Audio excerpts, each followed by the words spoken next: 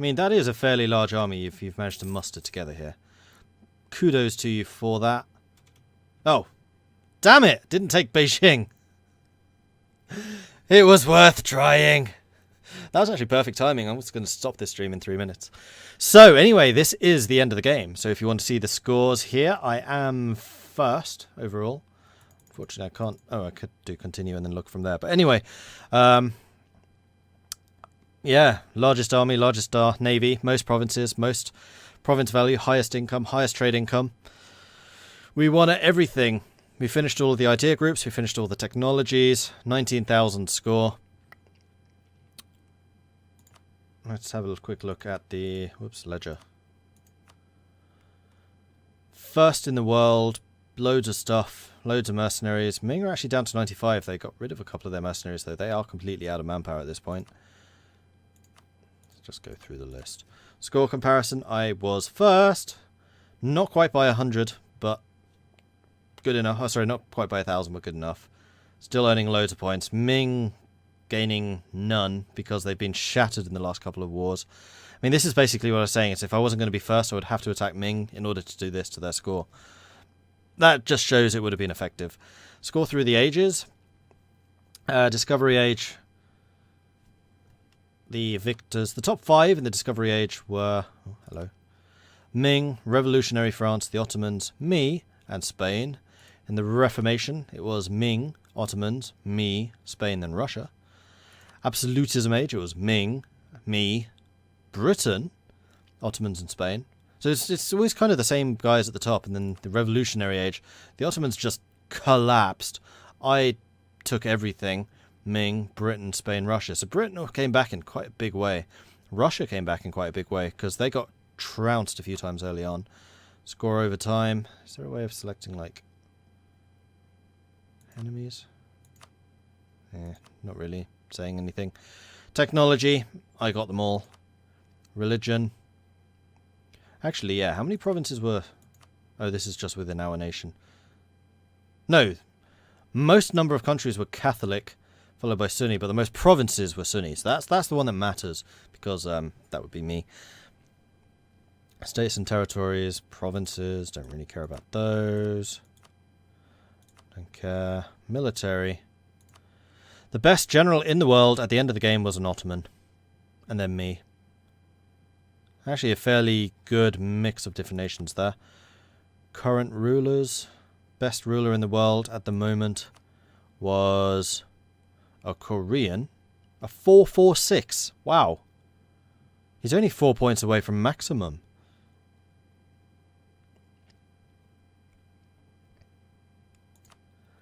Holy Roman Emperors, of which there were a few.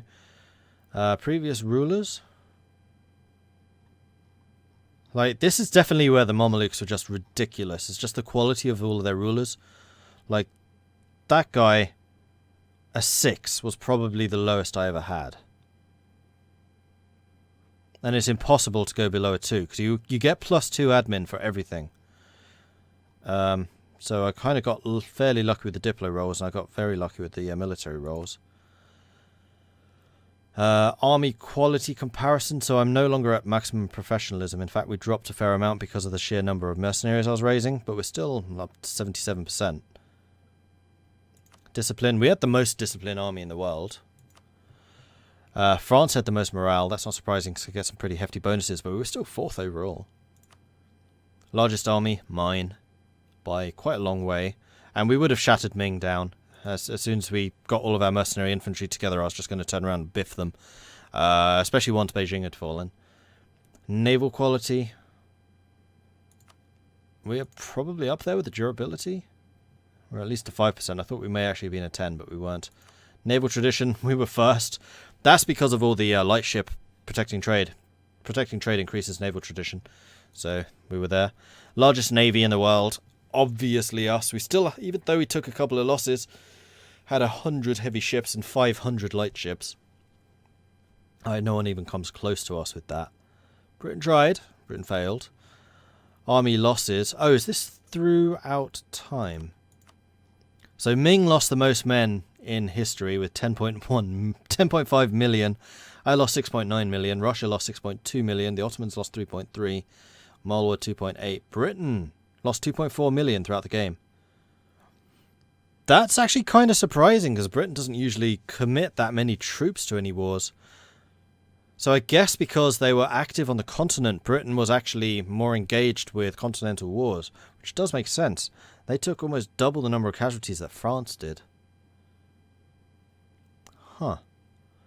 And yeah, attrition was a lot of mine. Didn't really pay attention to that towards the end. Naval losses. I wasn't even top in naval losses, despite having the biggest navy. The Ottomans throughout the game lost the most ships. That's because I wrecked their galleys a couple of times. Britain was second, Spain was third, and then me as fourth, and then France fifth. So France was probably trying to out-navy Britain a couple of times. And failed.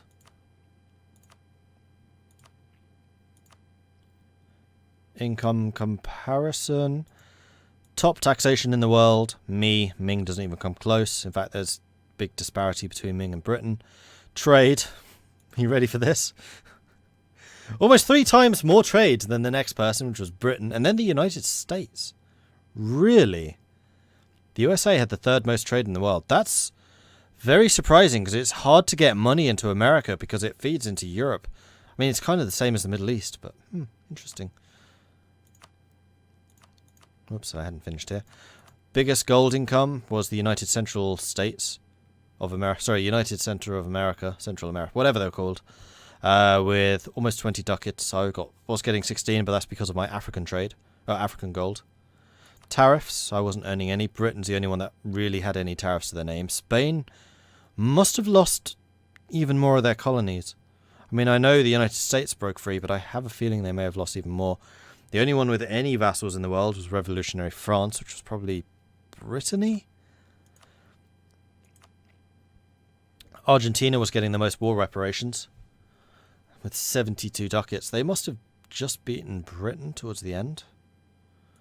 Spoils of war was France. And then, yeah, the most income, double that Britain, was me. Nice. Everything was cord. Most of my production was coming from livestock and then grain. And then fish, wool, cloth. Pretty good. 97% of my country was Sunni, with only a couple not yet converted, though I was working on that pretty hard. Most of the country was Turkish, then Egyptian, then Syrian. No, then Persian.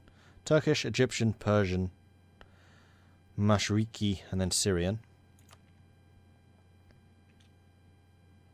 We had all the technologies, costs. Trade nodes. Richest node in the world, Persia. No, sorry, Alexandria. Total, here we go. Alexandria, then Aleppo, then Basra, then Hormuz, Gulf of Aden. English Channel is the first one of those which I did not have any stake in. And then Bengal, then Goa, then Lubeck. So in the top 1, 2, 3, 4, 5, 6, 7, 8, 9, 10. 2 of those were not owned by me. That's Lubeck and the English Channel. It goes all the way down to Malacca. Nice. Strategic goods, I probably dominated most of them. Yeah. And then production leader, probably similarly. Don't really pay much attention to this. I probably should more now that it seems to matter more. Goods locations. You have a 396% bonus to grain production in Stockholm? How? In fact, that's not even the highest. 800% bonus to paper. Well, I guess I have a 600% bonus to gem production. Yeah, that's going to be worth a bit. Trade comparison. Here you can see the trade income ridiculousness. Friendly relations. Didn't have any allies by the end of that game. Current wars going on. Japanese, Korea, Spain, Fuliani. The Arabian humiliation of Ming was on its way. The Brunei and Breton nationalist war. So Brittany was attacking Brunei, I guess. No, Brunei was attacking Brittany. Oh, because of the Brittany colonies, probably. English-Brazilian conquest of Suriname and the Peruvian reconquest of Fuerte. Which was actually against Britain. So Britain was fighting Peru. Great powers, I was first by a long way. Double that of Ming, who themselves were a fair bit ahead of Britain, who were double that of Spain. So yeah, we were kind of running away with that one. And there we go, that's the whole of the ledger. So let's have a final look at the world. So we have Scandinavia, doing fairly well. Britain, looking pretty strong. Spain, doing okay, though they didn't really seem to do much by the end of it. So Argentina. No, Argentina is still a colony. They were just being paid an absolute bucket load through reparations. That might have been against Spain. For reasons. United Central America looking rather hench. They took out Mexico. Canada survived the whole of the game, and I think they were Scottish. Scotland. Oh, Scotland came so close to winning. England had their lowest, was just the south coast, then England managed to resurge and take over everything else. Like, how did you manage that? Scotland, it was yours to lose, and somehow you did. France took over Greenland. Of course, that was Brittany. We had Britain, Greenland, Scandinavia. I think they had a colony. Could be wrong. Cuba seems to have taken over most of the Caribbean. It was still a colony towards the end. The United States broke away from Spain. Ming owned Alaska. And it was still a colony. Am I going to convert this to Victoria too? No, it would be too easy. Like, Arabia would just be 100%. Because I have a manufactory in every single province I own, it would be kind of ridiculous.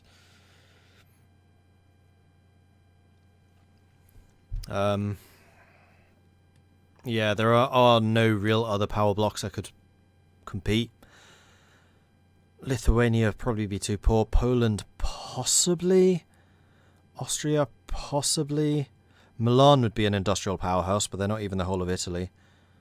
Britain, maybe, but they don't have any of the colonies in, like, India. I do. Plus, I have the Indian coast, so I'd have all the Indian manpower as well. It would just be kind of ridiculous.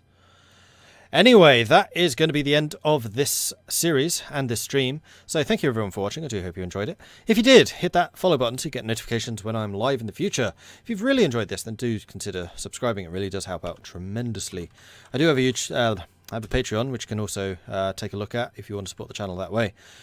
If you want to see more of this type of thing, or if you missed the beginning of this series, you can go to YouTube at youtube.com/Mordred, where I have a lot more strategy games. For example, Europa Universalis, Crusader Kings, Hearts of Iron, Mordheim, Total War Warhammer, and many, many others as well. Finally, I have a Discord, Neon, which you can find at this link here. There we go. I was waiting for you to say that. Discord is Ming free and amazing, in Neon's own words. That is where I tend to post what I am streaming, when I am streaming, that kind of information. So if you want to know what I am doing and when I am doing it, that is a good place to find out. It is also where the community hangs out. They're a cool bunch. They know a lot about games, so if you need any tips or advice, or just like need to know stuff about games, or if you're looking for multiplayer players, it's usually a pretty good reference for that. Anyway, that's going to be it for this stream. I will be back in, we'll say, an hour and a half. I can feel my voice already going a bit, so I need a bit of a longer break. There is no Crusader Kings this evening. Tuna's not around. So at 10:30, I will be playing... Let's do some more Mortal Empires. So Total War Warhammer will be kicking off at 10:30, playing with the Empire. Trying to decide if I want to do more They Are Billions. I don't really feel like it this evening. Nah, we'll do Total War. So Total War Warhammer will be later this evening, hour and a half, 10:30. And that's going to go probably till fairly late. So I will see you then. The next EU4 stream will be next Thursday at either 4 or 5. Depends if I remember that I usually stream at 4, not 5. Because every other stream is at 5. I only had to rejig that because of the Crusader King stream. Because Tuna couldn't make it otherwise. Anyway, I will see you guys in an hour and a half. See you then. Thank you for watching, and I'll catch you next time. Bye.